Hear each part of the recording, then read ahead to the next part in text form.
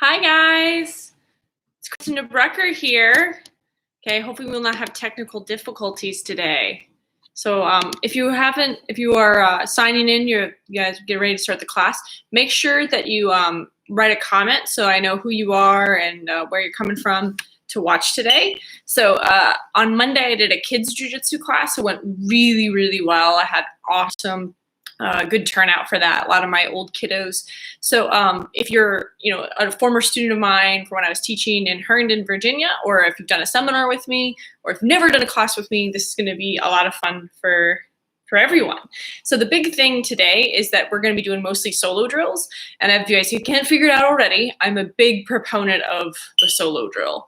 We're going to focus a lot on movement. This is going to be mostly a fundamental class, but I think it's good in a kind of a time of crisis when we're all kind of having a time to kind of reset and look at things a little differently. It's very important that we kind of start from scratch and kind of like build the foundation, because sometimes we take certain movements for granted, especially if you guys were higher ranking and we've been training for a while. I'm here with my assistant, Bear Drills. So he's going to help me out a little bit today, kind of work on some different movements there. But we're going to go ahead and get started with just a really simple kind of foundational class with lots of solo drills, and I'll explain why I do them. Just a quick reminder, if you haven't subscribed already, make sure you subscribe to the channel, share and like. If you'd like to support the channel, you can become a patron. There's not a problem. If you really love the class at the end, you can pledge some money to Patreon, and I'll leave detailed notes of the class and the class structure in Patreon. So that's a great way to get extra notes and extra time on the mat. The next thing I want to make sure is that I also have all my solo drills foundations on Vimeo. So if you can reference that, and I'll send links to all that in the comment section at the very end of the video. So let's go ahead and get started, guys. Okay, so we're going to start. So the two techniques we're going to do today, we're going to do the throw from behind sitting down on the white to blue Pedro Sauer white to blue curriculum, and we're also going to do the mounted punch block attack from the ground. So we're just going to start with some really simple basics, and you'll have to forgive me. I have to do this on my laptop. So if you can't see, please let me know. So the first thing we're going to start with is just our foundational movement. Because we're working takedowns, if you have a partner, that's great. If you don't have a partner, everything that I'm going to do today does not require partners. It's going to work out for everybody. So the first thing we're going to start with rocking. Now this seems like a really simple movement and that everyone should be able to do no problem, but you'd be surprised. Because what we're looking for is when I rock, is I want to engage my core and then keep my back rounded, not flat. Because most people mess this up if they like kind of collapse at the end and then they're not engaging their core. Okay, that also is going to knock the air out of you when you break fall. Because a lot of times when I teach adults, they don't already know how to break fall. And this is your first movement. It's very foundational, but it's very important. So we're holding our knees, going to tuck our chin, rounding our spine. We're going to rock, and then come up. And then rock, and come up. But you're going to do that 10 times. If you would like to challenge yourself, you could rock, come up, and then balance, keeping your feet off the ground. So make sure you're really using your core. Rock, come up, balance. Rock, come up, balance.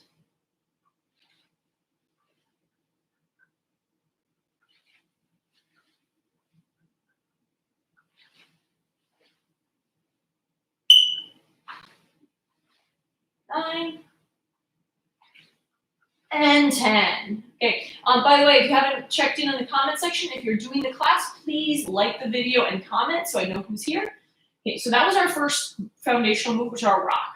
So now we're going to add the rock with the actual break fall. When we break fall, it's very important that we break fall tight. We don't want to break fall wide. We don't want putting pressure on our shoulders. We don't want to knock our knees together. And we always want to keep our feet in front of us so we can defend ourselves in jiu-jitsu. Because number one thing about this is movement and self-defense and efficiency.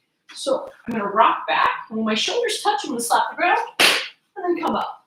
Now I have this literally very, very thin mat here.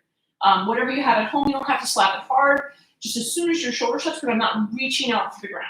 So we're tucking our chin to our chest, we're going to rock back, slap the mat, and then come up. Rock back, come up. We're going to do that about 10 times.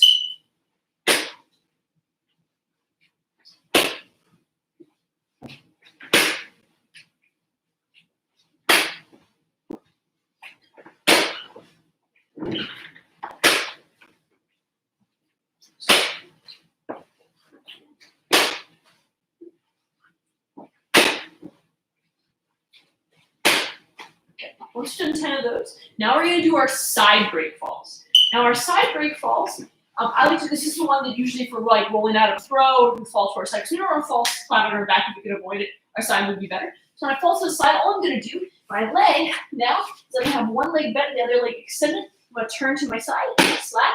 Now I'm going to straighten the other leg and then bend it to switch sides. This is a really easy way to practice, especially if you're like, if you're new to falling and falling's a little scary, just kind of build that foundation.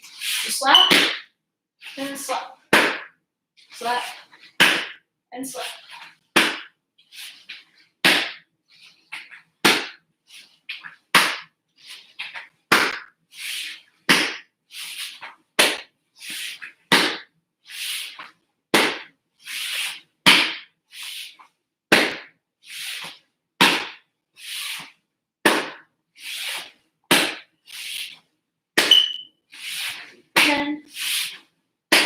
Excellent. Okay, so we've done our rocking, we've done our break fall, and we've done our side break fall. Now we're going to kind of build on that a little bit. What we're doing today is because we're doing the throw from behind sitting down, and most people's problems with it is a lack of hip mobility and a lack of ankle flexion, which makes it very difficult to do with a resisting opponent. So those are some things that we're going to work on a little bit today and kind of make that move a little bit easier for everyone. So again, I think drilling by yourself has a huge proponent in visualization in Jiu-Jitsu.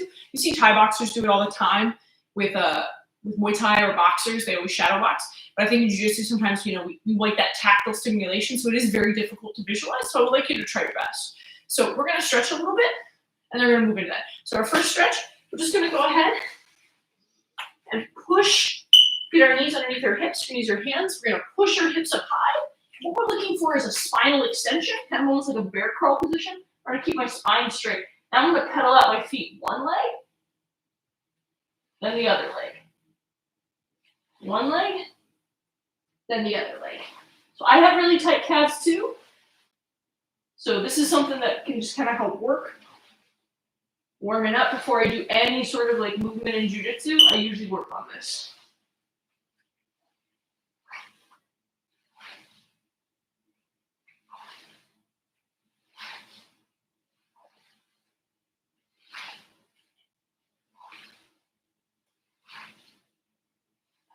Okay, now we're going to dive bomber down. Kind of like almost like an up dog, like you do in yoga. We're going to slide our knee up, we're going to drop our hip and then look behind us. So we do a lot of crunching in Jiu-Jitsu. So we want to open up our abs and kind of extend our back. So we work in the opposite range of motion. This is going to help prevent injuries. When I was a brown belt, I had terrible lower back pain because I had a really tight psoas. This is going to help just kind of open that up a little bit. Okay, switch. I rarely meet anyone who does Jiu-Jitsu for a long period of time and does not have injuries. I look behind it.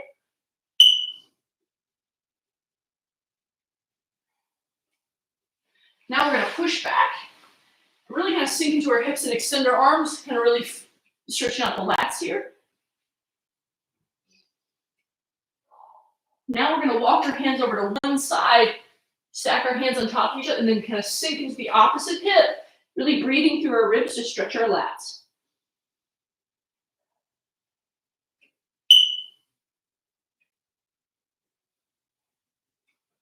And walk over to the other side.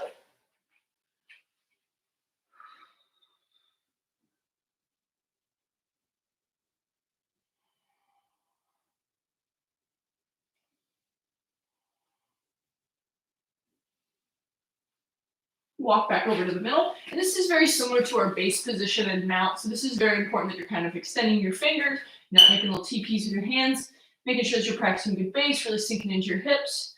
Now, when I push myself up, we're going to move into our squat stretch. So what I like to think about with my squat, this is just something I notice with a lot of people who squat, especially in Jiu-Jitsu, is that we compensate by turning our feet out.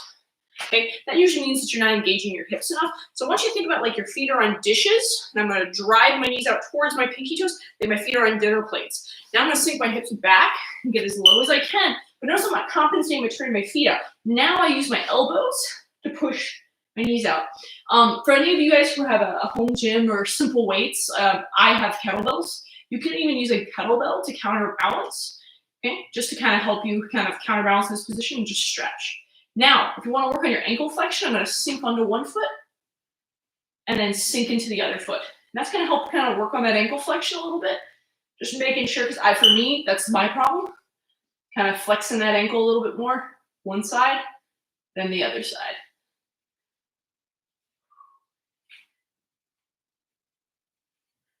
So my favorite, some of my favorite classes to teach are either like little kids, but actually one of my favorite classes to teach when I was teaching all the time was my adult fundamental class. Midday, hey guys, good to see you guys. So adult midday fundamental class, which typically had most people who are 40 plus. And if you have any sort of movement or injuries, it's really important to focus on taking care of your body so jiu-jitsu is easier. Okay, so now we're gonna get into the squat stretch, which feel really, really good. If you'd like to challenge yourself, we're gonna try something real quick. We're gonna combine the rocking with the squat. So we're gonna rock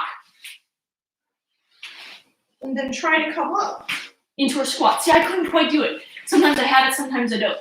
So this is gonna help test kind of your ankle flexion and your hip mobility. So I'm gonna rock and then try to get up into my squat. If you can't quite do it, it's okay. I didn't even get it. Okay, because my ankle flexibility is not the best. But this kind of sees where kind of your squat is, and then this kind of builds up from the ground up, because we're gonna do the reverse motion down when we do this from behind sitting down. So we're gonna rock, come up, and then try to get all our tools there. Okay, we're gonna rock, come up, there we go, and then you can stand. So if you guys wanna give that a try on your own, that's a tough one for me. So if you can't get it, don't worry about it, but it's really gonna help kind of build your hip mobility and that ankle flexion, which makes all of the other moves in jiu-jitsu a lot easier, okay? So, yay, people are here, woohoo. Okay, so the next one we're gonna work on is we're gonna be working on kind of the negative of the pistol squat. And we're doing the negative because it's very similar to the throw from behind sitting down.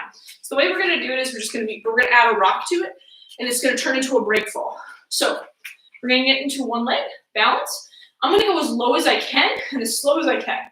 And when I bottom out, I'm gonna rock and then break fall. So I'm break falling on one leg. This is just building your balance. So I'm gonna rock back, rock. If you can come back up, great. If you can't, don't worry about it. Then you can just stand in base and then switch sides. So balance, go as slow as you can. Rock, break fall. Then you can come up, stand in base, and switch sides.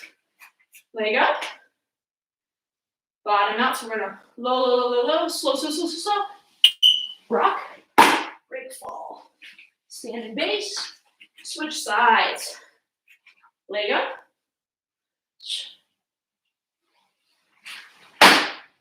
Come up, switch sides. Okay. Slow, slow, slow, slow, slow. For my, I have a lot of people who also train with me in the lifting world, kettlebell world, movement world, and they're gonna judge me on my other movements, but I'm trying my best. I used to have the pistol squat. I do not anymore after my knee injury. So that's just working the negative, because sometimes when we have to fall on one leg and we cannot stabilize on one leg, it makes it very difficult to fall correctly, which I've seen more injuries in jiu-jitsu from adults of people falling incorrectly than anything else. Second, it's gonna make it just all your takedowns a little bit easier because you feel comfortable stabilizing on one leg. So now we're gonna go ahead and get into the shadow boxing of the throw from behind sitting down. This can be more challenging for some people. So I want you guys to try your best to visualize where we're coming from. So we're just gonna shadow box the movement, and then I'm gonna put it in context. I'm going to try to do the best I can with the partner I have. So what we're gonna start with is, we're gonna make, our foot's gonna point towards the camera, so we're gonna kind of make a T here. I'm gonna make what I call a golf club. So I'm extending my leg, and I'm turning it to the side. So it's very similar to that negative we did of the pistol squat. So all I'm gonna do is sink low. So I'm gonna sink, and then bend. And this is all I wanna end up at. See, I'm still sitting nice and tall. Now I'm gonna post, bringing my arm out. So notice I sit to my butt before I post with my arm. Now I'm gonna switch my feet, toes go to the mat, and then I'm going to mount. And that's all it is. Okay? So if you're having trouble with this without a person, it is going to be very difficult to try to do this throw with an actual person. So try to do it as slow as possible with as little effort as possible. So my foot is pointed towards the camera. When I extend my leg, I make like a golf club. This is blocking my opponent's foot. Now all I have to do is sit down, but I'm not going to sit this way. If I sit this way, I fall on my knee. See, a lot of people don't fall like this. And then the person lands on your knee, and then you have problems. So instead, we're going to do it more like that pistol squat negative, and we're going to sit here. Notice I'm bringing my hips back. I sit tall. Now, see I'm balancing no problem. Post, so that way there's no weight on my arm. I switch my feet, toes on the mat, so I can push myself to the top and mount. So I'm going to show it from a bunch of different angles. So my leg here, my foot would line up with the bad guy's foot. This is blocking both of their feet. Now, all I'm going to do is sit not this way, but this way. Now see, I did it with control. I'm still upright. I post. Now I switch my feet. Toes go to the mat. Now I'm in the mount position. Other side. My foot. I make my golf club. And I'll actually face this direction to make it a little bit easier. Okay. Now, I don't want to fall this way. I fall back. Post. Switch. And then mount. Okay. I'm going to do it a little faster now. Facing the opposite. Here. And see how you barely heard me like touch the mat? That's what we're looking for, is that nice smoothness to the movement. So here.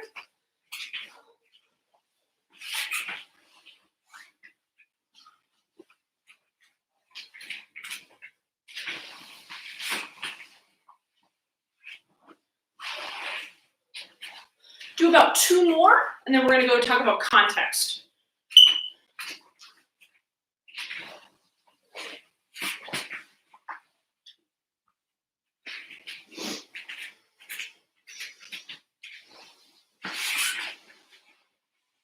Okay, and time. So that is your throw from behind sitting down, just the solo drill. So the solo drills we've done so far is our rocking, our break fall, our side break fall, and then we did some stretches, kind of work on hip mobility and ankle flexion.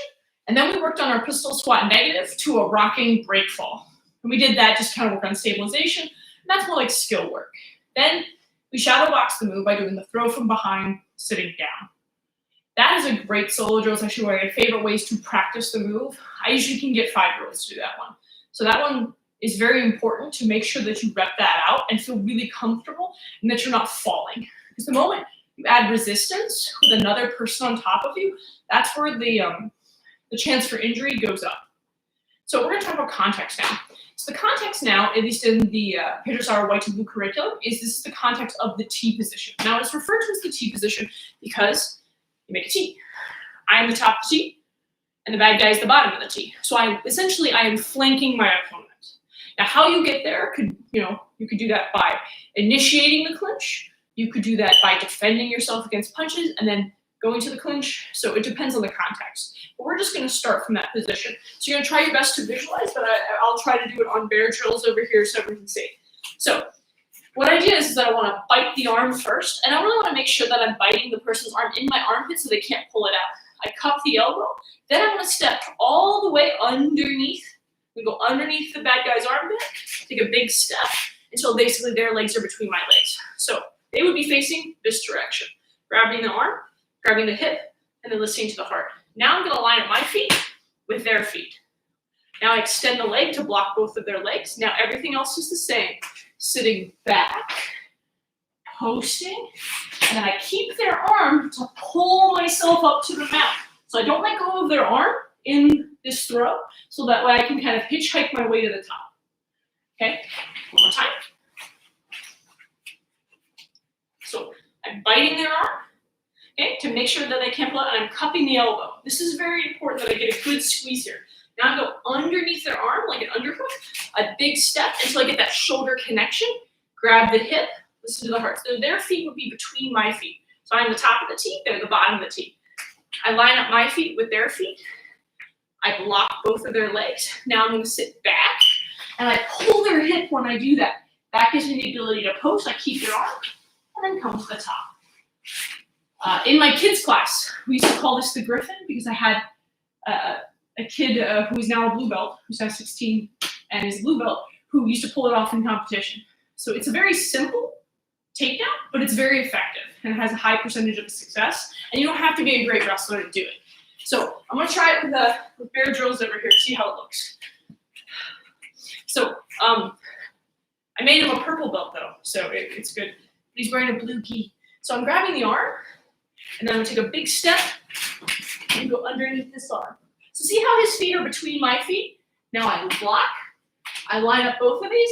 Now I sit back, post, and then mount. So that's all we're looking for. Okay, I'm gonna do it one more time. So we're here. He's not quite as tall as me, so you're going to forgive him. So we're going to bite the arm first. Grabbing the elbow. The second hand goes underneath.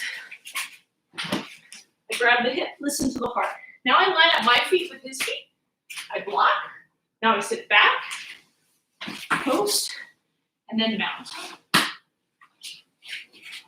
Thank you, Bear Drills.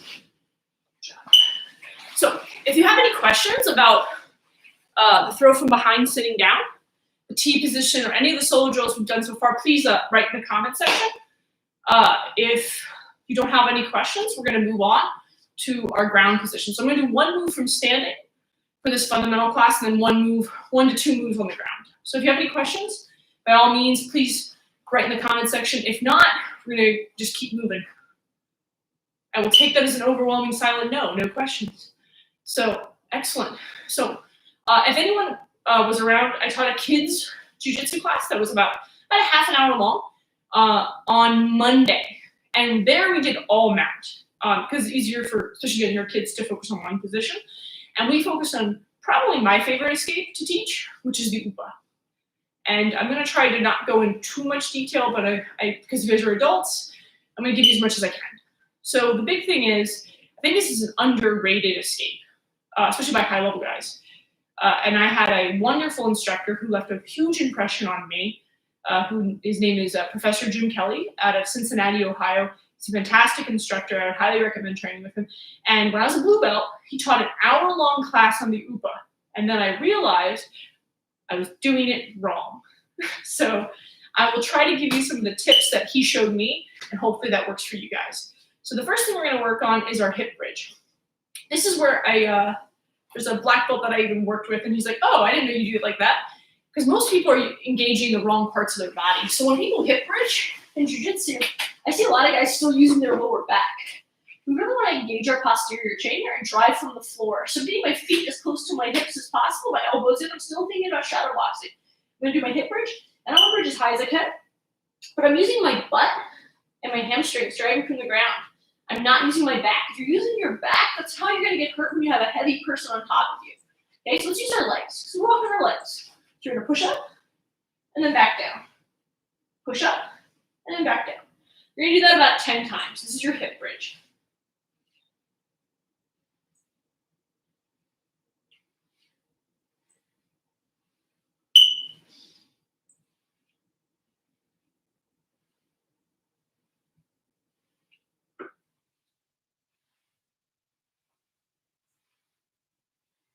And 10.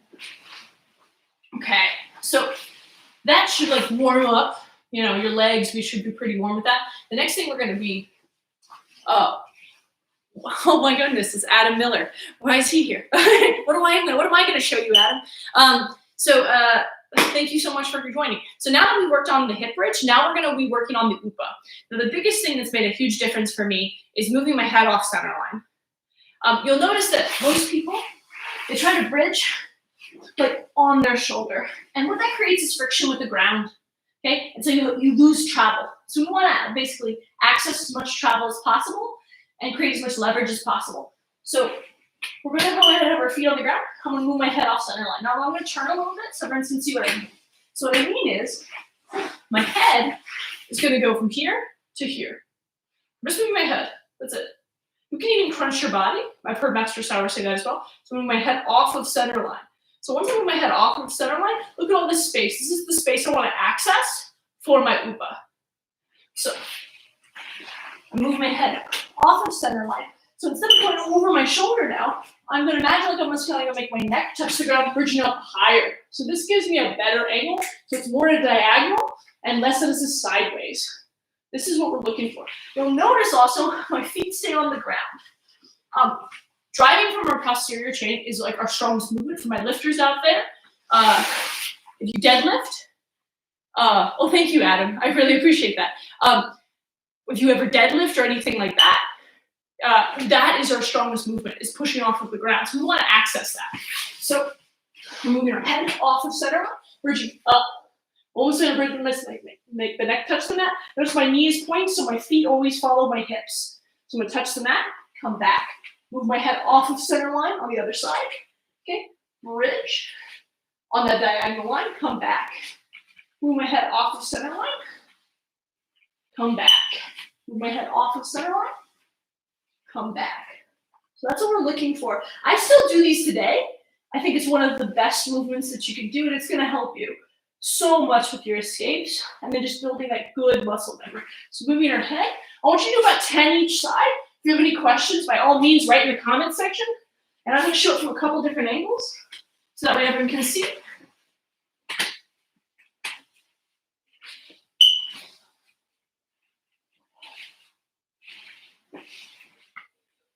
Good.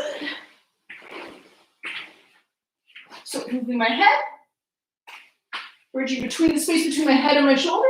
I go to the head, hand touch the mat, move my head, bridging between the space between my head and my shoulder. And that's my upa side to side. So that's our first kind of movement for that. So we have our hip bridge, our upa. Now we're going to upa and come to the top. This is where I find that most people get a little challenged with the movement. And this is what I've been practicing since I was a blue belt, so I will try to do it as well as it was taught to me. So what happens with a lot of people is when they do the upa, they move their head off center line, they bridge, and then this happens. The problem with that is that you lose drive because you run out of travel. So this opposite leg here has locked out. It can no longer go anymore. So I can't just throw my leg over because now I'm not pushing off of the ground. So instead, I'm going to drive at the second leg. So I'm going to slide this bottom foot down a little bit, which changes the access of my hips, which gives me the ability to swing this leg over. So I'm going to go as slow as I can. Here, here. Notice my knees never touch the ground. My knees never touch the ground, so that way I can really push my feet off the ground to access all of that leverage. So typically speaking, I'm just going to go out on a limb here. I've been training Jiu-Jitsu now for 14 years, and I mostly train with men. I unfortunately did not have a lot of female training partners when I was coming up through the ranks. So typically speaking, most of my opponents are larger than me. So for me, if I don't do the move correct or perfect, if you will, but there's no perfect, usually the move doesn't work. So remember, details are percentages of success. So the more details you know on the move, the easier it is to do it. So I'm going to show it again. So we're going to do everything's going to be the same, but we're going to come to the top. So I'm going to move our head off of center line. I'm going to bridge. Now this is run out of space, so I'm going to slide this leg down to whip this leg over to come to the top. Okay, and that's what it's going to look like. So other side. Moving my head off of center line. Bridging was when we make your neck touch the mat. I slide this leg down to whip this leg over and come to the top. So I want you to stop thinking about the upa or the bridge and roll as two separate movements and think it's one continuous motion. That's what really helped me. So here, move my head off center, one continuous motion. And then I started getting a lot more success with the move because then the person has to compensate and do big motions to defend it, and that makes it easier to counterattack. So other side, move my head off of center line, and then whip it over to the top. So I'd like you guys to do about 10 of those on your own. If you have any comments or questions, by all means, write them in the comment section. Thank you guys already for all your kind words. So hopefully, I'm going to show this in the context of a mounted punch block attack with my partner here. But I really want us to make sure that we can do the movements correctly without someone on top of us. So sometimes we focus so much on how we interact with our partner versus how we move our body correctly. because I always tell the kids, even, you cannot move your body correctly without someone on top of you. How are you going to move your body correctly with someone on top of you? So it's self-mastery of your own movement, I think, is very important, and economy of motion is very important. So it's just some food for thought. So I'm going to do 2 more so we can watch. I'm going to try to go as slow as possible, move my head off center line, big bridge, and whipping the leg over. Moving my head off of center line, big bridge, whipping it over, all the way to the top. So that's it. So we've done our hip bridge, our upa side to side, and then our upa to the top. And this is how I typically like to warm up in my upa series. And then I have lots of follow-ups that I do. And this is just the way my brain works as far as how do I compartmentalize movements in one motion, because when I'm teaching younger children, they don't understand what moves mean, but they understand movement. So with the kids, it's easy. You just have them do it over and over again until it's right. With adults, at least I can explain the why behind it. So let's talk about the actual mounted punch block attack. So we have Bear Drills here. He's big and fuzzy. So typically speaking, when we're talking about the mounted punch block attack, I want to block the punches first. So if the person is really reaching for my head, I'm just going to help them go in that direction. I'm just going to start with that hip bridge. So when they start to reach for the punch, I hip bridge, and then I give them a hug. I give them a hug, and I lift my hips up, so that way they cannot touch my head. So you'll notice it's hard to see because his head is so big. I'm tucking my head to one side, looking away, and I'm lifting my hips here. So when I give the person a hug, I want to give the person a hug here and keeping my head tight. So because my hips are up, I'm kind of hanging off of the person's back, which makes their arms heavy, which makes it more difficult for them to hit me. Okay, this is something that I trained a lot when I used to fight MMA. It's very, very important because sometimes we focus so much on grappling that we forget in a real fight, people hit you. So it's very important. So when they go to hit us, I hip bridge, I hug, tuck my head, keeping my hips off the ground to make sure their arms are heavy. Okay, so with my partner here, Bear Drills, but he's a purple belt, so he's pretty good. So when he goes to touch my head, I bridge, and I hug, okay? Keeping my head really tight, hips up or off the ground, making sure they can't pick their arms up. So if you have a partner at home, great. If not, you can just shadow box the movement. That's fine. So the next thing we're going to be working on is the actual upa itself. So the upa is my favorite escape because it's so elegant, simple, but not easy. And it's simple because there's 4 legs to a table.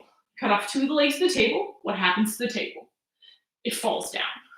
And I tell this to the kids, and I still use it today. It's the first escape that I usually commit to make space for other stuff.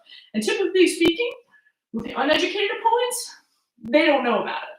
And it works very, very well when the person is like overly committed, leaning forward on top of you, because they're already going in that direction. So we're going to reverse engineer the move and say that Bear Drills here is already based. I'm going to bite the arm. I reach up and over. I bite. I bite the arm here. Now I bite the leg. Okay? So I'm biting with my armpit here. I'm biting the leg. I move my head off of center line. Everything is the same.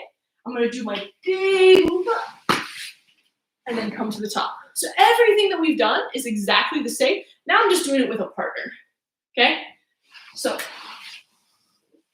I'm going to show you guys what it looks like without Mr. Bear Drills here. So the person goes to hit me, I hip bridge. I give them a hug. I'm going to slide myself up to make sure I'm high enough. Now I'm going to bite the arm, bite the leg, move my head off of center line, big bridge, and then come to the top. Okay?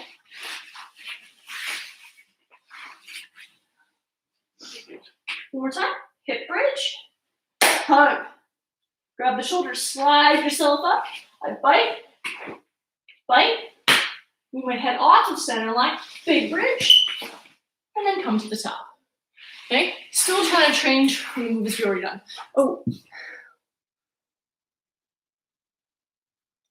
Oh, yes, Adam, when their hands are on the floor, they are not punching you in the face. That is the most important thing. I have to keep this looking good, for the camera. Okay, so it's very important, guys, when we're doing this, that initial hip bridge to the hug and keeping your hips up high, keeping the opponent on the floor, because Adam pointed that out, keeping the opponent's hands on the floor, because if they're on the floor and they're basing, they're not hitting you. I'd rather them base than hit me, okay? Because that can turn bad real quick. I've broken my nose twice. I don't want to break it anymore. So with your drills over here, we're going to go ahead. We're going to do our hip bridge. I hug Mr. Bear drills here, keeping my hips up so he bases so he doesn't punch me in the face. I grab his shoulders. I slide myself up. I'm going to bite the arm. I bite the leg. And when I trap the leg, a little detail, don't just step over. I want you to step over and turn a little bit. If I turn my knee a little bit, it's much more difficult for the person to pull their leg out. So I have a much tighter trap. I move my head off of center line.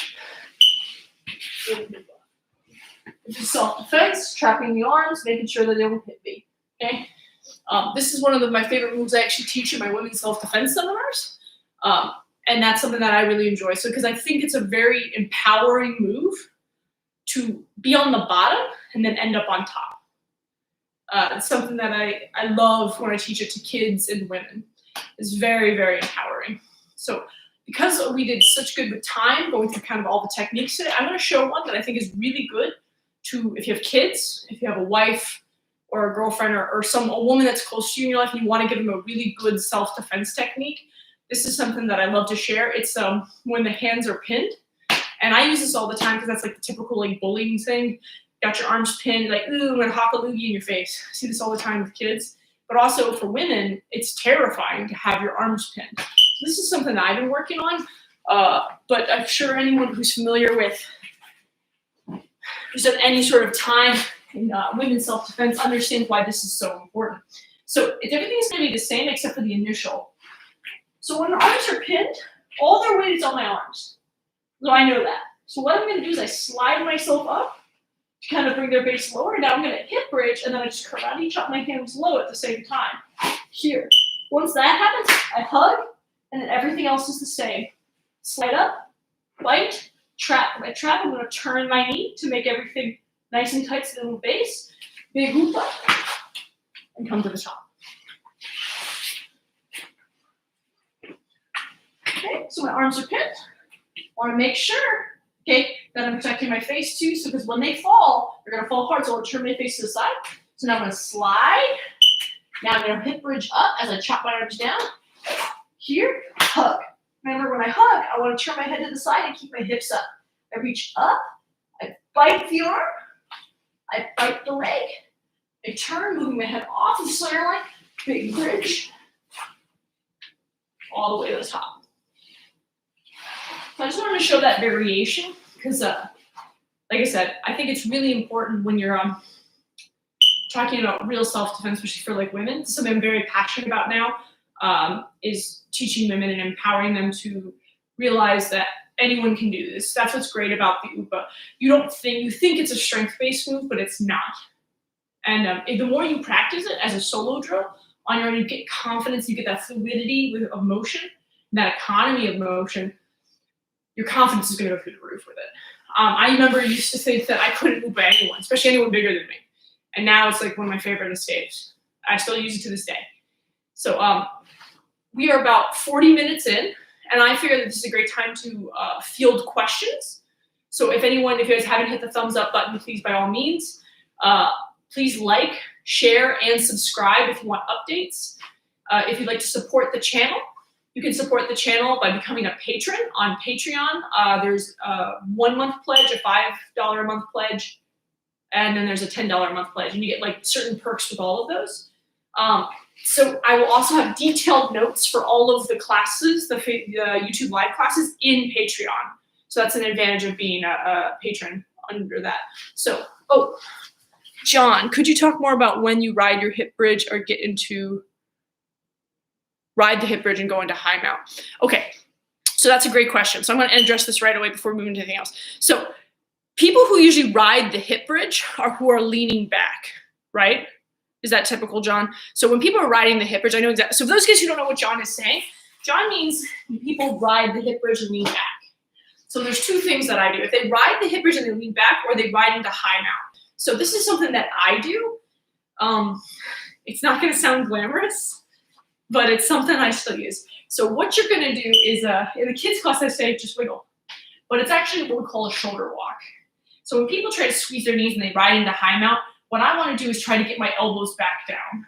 But if they're leaning back to ride it, that's a little different. I have to do a different escape. So I'm trying to do the hip bridge. If the person's right up here, that usually means I'm reaching. So I like to keep my elbows here.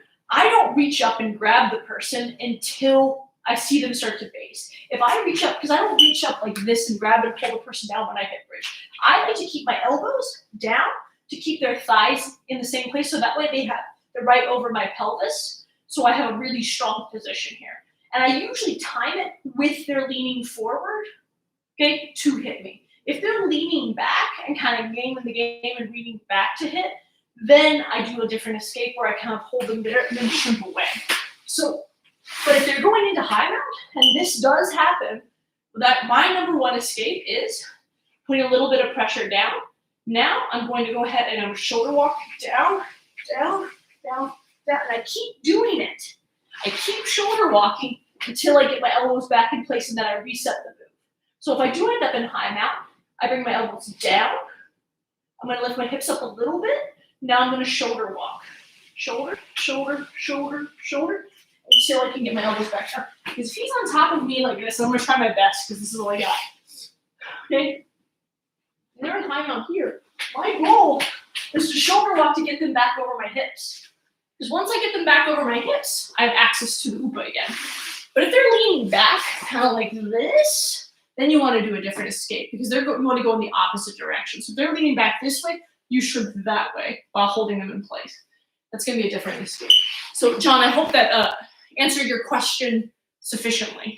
I also wanted to say I'm also available for Zoom online one-on-one training. So if you want to private message me, if that's something that way I can watch you do the moves and kind of access that a little bit easier. So I'm also available for that. That was a great question, John. Are there any other questions about anything else that we did today? We did the throw from behind sitting down and the mounted punch block attack. So with lots of solo drills for you guys to practice on your own. Okay, awesome, John. I'm glad that helped you. So again, quick remember, like, share, subscribe. I have Patreon if you want to support the channel. I also have my solo drills on Vimeo, which is our Solo Drills Foundations, which is kind of a series for each of your foundational movements in Jiu-Jitsu to kind of as building blocks, especially if you're a beginner. I think they're fantastic. They're also great teaching tools if you want to teach beginners or teach kids. So those are the major things, making sure I remember everything. I'm also on Instagram and Facebook. Please follow me. And I hope this is helpful because I know this is a tough time for everyone. For a lot of us who've been doing martial arts our whole lives, not being able to train every day is very difficult, not having social interactions with people, but also just having that physical response. So like, I'm just happy to be here and sharing moves with you guys because I miss teaching and I miss putting my gi on. So whatever I can do to make the quarantine a little more tolerable and making staying home a little more fun, hopefully you guys find this useful. So the schedule is going to be Monday through Thursday at 6 o'clock. I am teaching YouTube live classes. Monday is going to be kids jiu-jitsu. Tuesday is going to be Muay Thai. Wednesday is going to be adult jiu-jitsu fundamentals. And then Thursday is going to be Kali or JKD, Filipino martial arts. Saturdays are going to be kind of at 11 a.m. is going to be kind of whatever it's going to be. I had some technical issues last night with the Muay Thai class, so I'm going to make Muay Thai on Saturday at 11 a.m., but I'll also always open it up to Q&A. So if you have any questions about any martial arts that I've trained, don't hesitate to ask. It could even be on teaching or how you like to teach kids or how do you like to teach women or how do you like to teach women self-defense. And I'm kind of an open book in that regard. So I just want to say thank you guys so much. I'm going to bow to you guys because I really appreciate you guys coming to the class. Thank you so much. And I can't wait to see you guys next Wednesday. So thanks, guys.